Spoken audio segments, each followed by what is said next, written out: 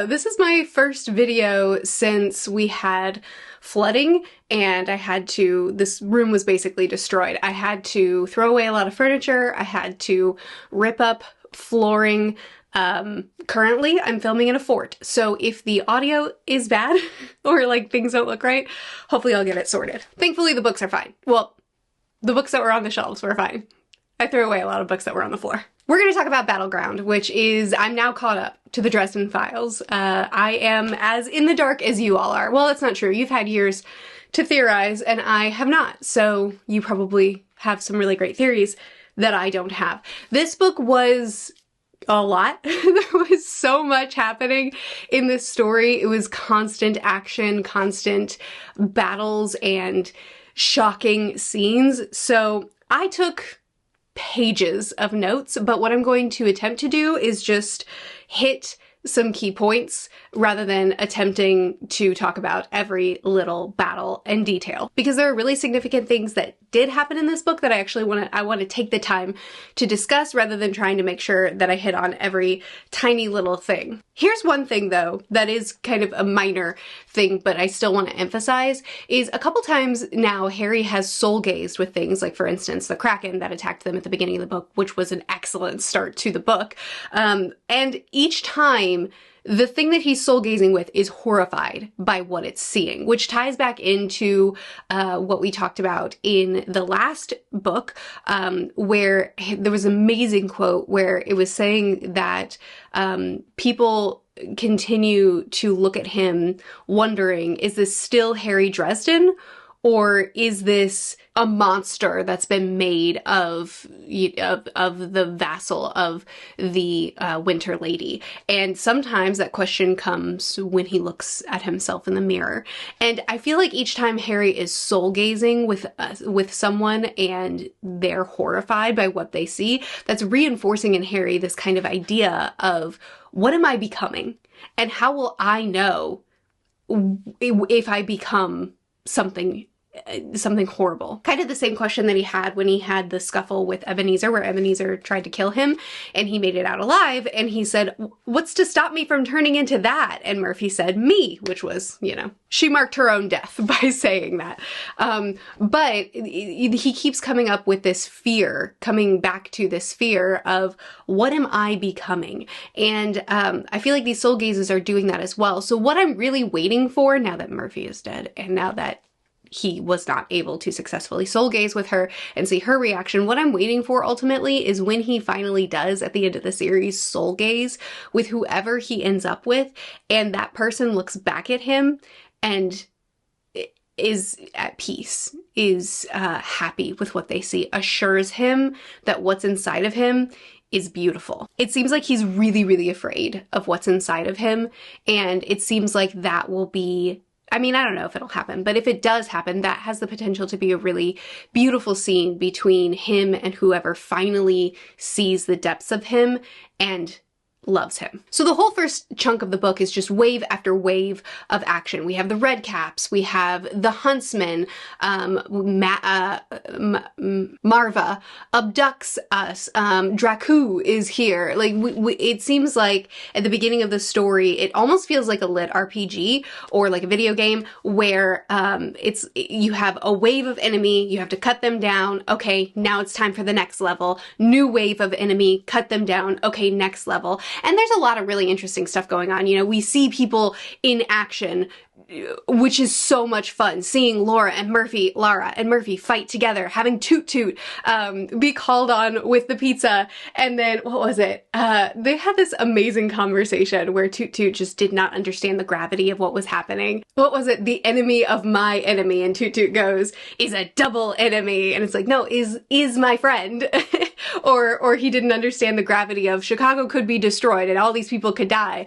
So Harry had to say, pizza will also be destroyed. And it's like, no, okay, we must attack. And so he brings the garlic, and great scenes with Toot Toot. But I did start to get numbed by the amount of action before we got to the midway point where everything changed, just because it started to feel repetitive. I'm not particularly a huge action reader. I enjoy the action in the Dresden series, but an entire book of it, after, you know, the third, fourth wave of new type of enemy, I just like, okay, I know what we're doing here. We're gonna cut them down. We're gonna defeat them. We're gonna get a couple more injuries. A couple people will die. We move on. We had this conversation, what are the stars and stones? And the response was, I don't think I'm smart enough to make this call. So Harry is trying to figure out what being Starborn, I think it's called, what that is and what the stars and stones are. And this is such a strongly kept secret that we have to wait a year before we can even find out if we have permission to find out what this is. Now, I think it was Dracu that also is the same. And I think that it's more than being immune to the outsiders. I think that there's more to it than that. I'm starting to wonder if it kind of ties in with Harry's conjuritis, which ended up being a great punchline in this book. But I feel like it's more than I feel like conjuritis is more than a punchline, and maybe these things are tied together. My suspicion right now is that potentially Harry, because he was born with this. So I'm curious if he was born with some power that is immeasurable. You know, he is far more than what we've known up to this point, and that to be Starborn is to be an ultimate wizard, or maybe even not a wizard, something even greater. And that since they've known that he was Starborn since his birth, that maybe they've been suppressing his magic and that it's shaking loose. The suppression of his magic is decreasing over time, and his Starborn powers are increasing, and that's why he can kind of will things into being. Maybe the suppression is why he has such a hard time with certain simpler magics. I don't know. It just seems like conjuritis is something that adult wizards typically don't have. It's something that no one really actually told Harry about, and the secrets around being Starborn are so heavily kept that it must be something really significant. And if it's something that he's born with, and if it's something that could help Harry continue to elevate in a world where we continue to escalate our villains, we continue to escalate the kind of supernatural things that are happening, the kind of conflicts that are going on, especially now that Harry has been kicked out of the White Council, or kicked out, he's not allowed to be a wizard anymore. Just seems like this could potentially be our next big level up that would make Harry have a power even maybe that could match or be able to face off against where Marcone is at the end of this book too. I don't know, I do kind of feel like I'm grasping at straws with that a little bit. So we have the giants, the soulfire, wall of ice. Harry leaves Murphy behind because of her injuries, and she shows up on the motorcycle and picks Harry up. It is interesting that Harry has this connection with everyone that has joined him and agreed to fight with him, everyone that has agreed to be under his banner, that he has this mental connection with them, that he can sense them and sense when they die. And I really, really liked this moment of reprieve here after she picked him up on the motorcycle, where he just kind of lays his head on her and is worried for everyone that he doesn't know where they are. I think that these little beats of emotion are extremely important in this book, and I'm really glad that Butcher put them in there, because it is such an action heavy book that to have these little beats of acknowledging the gravity of everything that's happening around us makes it feel less like just a video game where, you know, people die, people come back, whatever. It feels like, no, this carries a lot of weight. So Bob shows up and he introduces that the barrier of the mortal realm and spiritual realm is breaking down and that it's chaos, but also that Mab is preparing the field for battle. She's dulling pain, blunting terror, and encouraging aggressive tendencies, like someone who's too physically screwed up to be fighting, instead goes goes into war. Now, Murphy scoffs at this and she says, yeah, like I wouldn't be here anyway. And fair. Honestly, I think that a lot of this is very true to Murphy's personality to say, no, you're not leaving me behind.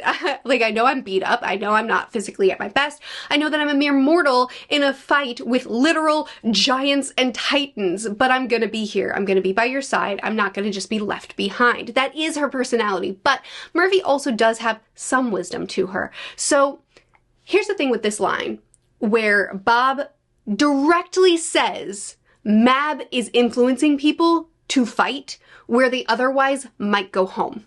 And then he looks directly at Murphy and says, you.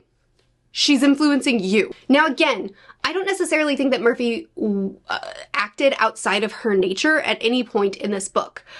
But the thing is that we can't know if she did or not. The influence might have been so subtle that what's natural to her was just pushed a little bit farther, a little bit more than what it could have been. Maybe after she rescued Harry on the motorcycle and got him to where he needed to be next, maybe she would have said, okay, I have to go now. You know, like, it's time for me to bow out because I am slowing you down, because I am holding things up, because I am extremely vulnerable, which leaves you vulnerable too. Maybe she wouldn't have, and I'm not trying to claim that she did. What I'm trying to explain is that we are directly told in this book that Mab influenced Murphy to push herself farther than she naturally would have done. Does that make any difference at all? I don't know. But that means that neither does Harry. Without Mab's influence, Murphy may have made all the same moves and she may have died at the exact same time. Or maybe she wouldn't have. Maybe she would have called it quits out of just basic wisdom. I'm going to slow you down. I'm making you vulnerable. And so she would have gone home. Again, I'm not saying she would have. I'm saying that we can't know for sure if she was there and died in that moment because Mab pushed her further or because she pushed her further. And my point is that Harry can't know either, which means that in the next book, we have the door open for Harry to also come to that revelation. We have the door open for Harry to take a step back after all the chaos, after all the grieving, and reflect on everything, remember that moment and say, was Murphy there because of Mab? Did she stay that long because of Mab's influence? Bob warned me of this. Bob said that Mab was pushing Murphy. Would she have died if it weren't for her? And again, we can't know. Harry can't know. But that could be a really interesting thing for him to have to dwell on and work through and turn over in his head over and over again. That could cause some real conflict between him and Mab. Not that they don't already have material to have conflict with, but you know what I mean. This could really mess him up because he doesn't have enough messing him up right now. All I'm saying is that this could be a really interesting way to go through the grieving process because we've watched Harry go through the grieving process already. He did it with Susan. He's had to lose a lot of people and he has a lot of people to be grieving right now. I'm just saying that this could potentially add something to the Murphy grieving because that is a really interesting detail that I think Butcher has potential to actually tap into and do something interesting with rather than it just being a throwaway line because, hey, why not? Let's have this line in here and then, you know, never do anything with it. Okay, so there's a lot of really interesting Mab stuff in this book too. First of all, when Mab tells him, you did not choose the cold. He didn't take the easy road. The fact that he didn't take the easy road made her smile.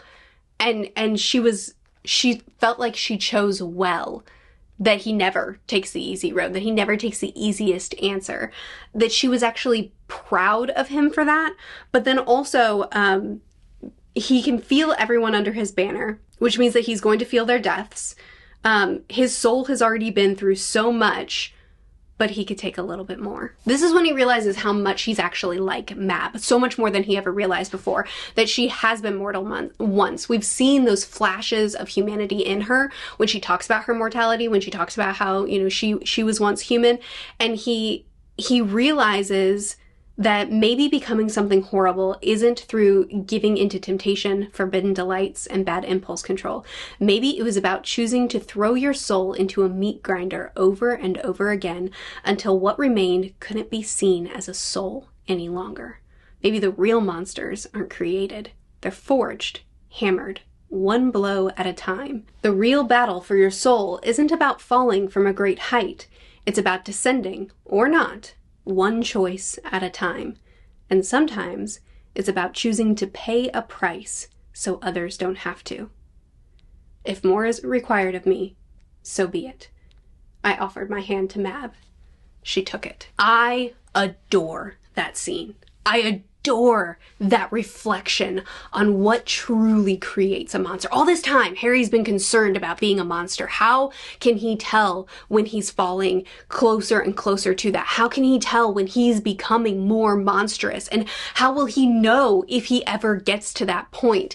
And then he reflects on the fact, on what it actually is that causes this. It's not this great descent. It's not this great fall. It's not the forging, but it's the tiny little steps that get you there. It's constantly throwing your soul into the grinder over and over again until it's so mutilated that it can't be seen as a soul any longer. And then after that reflection of of Mab's mortality, of her use, she used to be mortal, of who she used to be and who she is today and what must have gotten her here, then still choosing to throw his soul in the meat grinder one more time. But it's not actually one more time because his soul is about to take another hit. My goodness. Okay, so a whole bunch of other things happen. We continue to throw more characters at us, more waves of battles and of creatures that we have to fight off. The trigger control thing was foreshadowed at the beginning of the book where Rudolph is just being a fool and Harry's like, trigger control. And then again, when Murphy is teaching, she's passing out weapons and she's trying to help people be armed up. And one of the lads says, this is it? This is all the training I get? And she's like, well, you're getting more than some people get. And thankfully that wasn't what did it. It wasn't a kid that she put the weapon in the hands of. But Murphy takes out a giant or a Norse character with a bazooka, and then Rudolph just goes hysterical, just loses his mind, no trigger control, and he shoots Murphy through the neck on accident. I have a lot of feelings about this. I have many thoughts on this situation. So I knew Murphy was gonna die, right? Like I do think that it was over signaled. Maybe that's not very generous of me. I think that it was signaled. I wish it wasn't. I wish Butcher would have just let it be a surprise to us, the readers, as much as it was to Harry. Now, there is the side of they're going into a battle, a really, really big battle with some really, really big creatures, and she is a mortal. So there always was the possibility, even in Harry's mind, I'm sure. So there always should have been the possibility in our minds too. But I do think that it was foreshadowed a little bit too strongly. Maybe that's on me. Maybe I'm wrong. To the point that going into this book, I expected it to come. And so around every corner, you know, when Harry is telling her to go home, when she shows back up on the motorcycle, when she is facing off against a giant, and then she's facing off with the bazooka, has the bazooka, I kept thinking, is this gonna be it? Is this gonna be it? Is it now? Is it now? And so when it was such a nothing death, when it was just negligence by an idiot, and there was no long goodbye, which was good. I'm glad there was no long goodbye. There was no, it was just gone. It was done. She's gone now. She's an empty house. It's over. I love a death written like that because sometimes death isn't heroic and impactful. Sometimes it isn't sacrificial. Sometimes it isn't beautiful or meaningful. Sometimes it's just a meaningless, sad, useless, unnecessary death. Sometimes it's shocking and it's not in the heat of a battle. It's just in the mess of human failure. So I like it in theory, but I think because I was so anticipating it and around every corner I was waiting for it to be, that the fact that it was like this, I just kind of, when it happened, I just sat there and I was just like, that's it? That's the way it happened? of all the ways it could have happened before this, of all the things that she just survived, of all the incredible creatures that she fought a kraken, she fought a giant, you know, she brought a bazooka into the battle, she's riding on a motorcycle, she's injured, and she's handling all these incredible supernatural creatures. And that's the way it happens? In theory, I love it. Because I love when books give you a meaningless, pitiful death for a character that's so significant, and it just feels like a punch in the gut. The problem is that because I was so assuredly anticipating this, that it didn't have that punch in the gut, wait, what kind of feeling that it could have had if I wasn't expecting it. So I would have either preferred for Butcher to not foreshadow it and let me be as surprised as Harry, or give her a really, you know, heroic send out. Since I saw it coming, I was just kind of like, that's the way we're doing this one? It wasn't a really big hang up for me. I was just kind of disappointed. You know, I read the scene and I was just like, oh. That said, all of the aftermath that followed, brilliant, excellent, unbelievable. I felt the pain rise in me and I embraced it. He got a moment to breathe, just a moment. And then he went full force into revenge, hunting Rudolph down like an animal. Like he became a predator. And he was so overcome with these emotions that it was truly predator-like. It was chasing him down. His thoughts were erratic. His thoughts were violent and furious. He himself was being so violent towards him, choking him, nearly killing him. And as Butters and Sasha were trying to stop him, especially I think Sasha in particular, when he was trying to stop him, and Harry in his mind was thinking, he's not rational like me. He doesn't understand. He's being emotional. He's not calm like I am. As Harry is literally murdering this man, near murdering this man. And he even beats Sasha badly as Sasha is trying to pull him off of him. Butters says, Harry, I can't let you go. And Harry goes, you would protect him? And Butters said, he's not the one I'm trying to protect. But they didn't give up. I mean, they would not let Harry take this chisel out of his soul. They would not let Harry descend into what would potentially be the thing, you know, that would finally knock him over the edge, finally turn him into the very thing that he's been trying so hard not to be turned into. You know, Butters pulled out the Sword of Faith, and when it was all over, Harry started sobbing, and the line, my friends caught me, they held me. Oh, it was so good.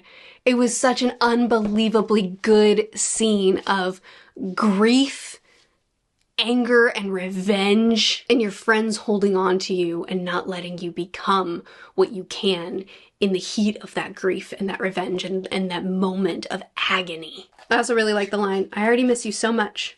Goodbye, Murph. Just so good. After that, we get an even bigger battle. After that, we have all the mab illusions. Just this massive fight with the huntsman. Butters using his sword. We got the projection of all the carpenters dead and Maggie dead. But then Harry realizes Mouse isn't there. You forgot Mouse. He would never let this happen over his dead body. And so then he realizes that that didn't happen, which good thing, because I would have lost my mind if we were going to do that too, off screening. And just, it's enough, Butcher, it's enough. Murphy was enough. We have the scene where Lara strikes Ithinu, however you say that. And then Marcone grabs the Eye of Baldor and just like chucks it in the lake. He's just like, fetch. I don't remember what exactly the line was. Which then that's where his like neck snaps. And then we find out that he did in fact pick up the coin, back in Small Favor, maybe? I don't know, these books run together, but he did pick up the coin. He is a Denarian, so he's now crazy powerful, which I'm really excited about, honestly, because I love Marcone. He's been an excellent mortal character, and now to see him as an immortal character. Like, who knows what he's going to do, what he's capable of, what his next move is going to be, how he's going to either toy with Harry or try to work with Harry, try to get Harry on his... there's so much opportunity here, and I know that Marcone was one of the really extraordinary mortals left in this book, and now he's, you know, all-consuming power, but I still think that Harry might also have all-consuming power too, so it could just be them still being, you know, evenly matched. It's not like Marcone has lost his incredible intellect and cunning and all the things that made Marcone great. He still is all those things. He just also has all this power. So I don't know, it just seems like it could be cool. Okay, so we get the reveal that Justine was being possessed by Nemesis all this time. So I'm really happy with this reveal because I was suspicious that Thomas wasn't looking out for Justine or asking Harry to look out for Justine, but was in fact saying, hey, she did this to me. And I was nervous about this because I didn't like the idea of Justine turned on Thomas because plot. I needed something more. And it just didn't really make sense to me that two characters that have been portrayed as in love as they have been would all of a sudden this would be the plot line. So the fact that she has been controlled all this time, or not all this, I don't actually know when the possession actually took place. I don't know how long she's been possessed. So that could potentially be a hiccup. Like if it's been a really long time and Thomas just didn't notice that, I'm not sure how I'm gonna feel about that. But if it's been a short span of time and then she betrayed Thomas, and threatened, you know, to kill Justine and the baby if Thomas doesn't do what she told him to, then this all makes sense to me, and this makes this plotline work for me, at least at the moment. We'll see where it goes. Nemesis did get away in Justine's body, so we'll have to handle that eventually. Murphy's funeral was beautiful, led by Mab, the female she-warriors being the pallbearers. It was just a very good funeral for her. She didn't get the best death, but she did get the best funeral. Okay, so we find out that the White Council is going to expel Harry. He is essentially like, well, I'm still protecting Chicago. Like, I don't care what you say. I don't care what you do. I don't care what you try to take from me.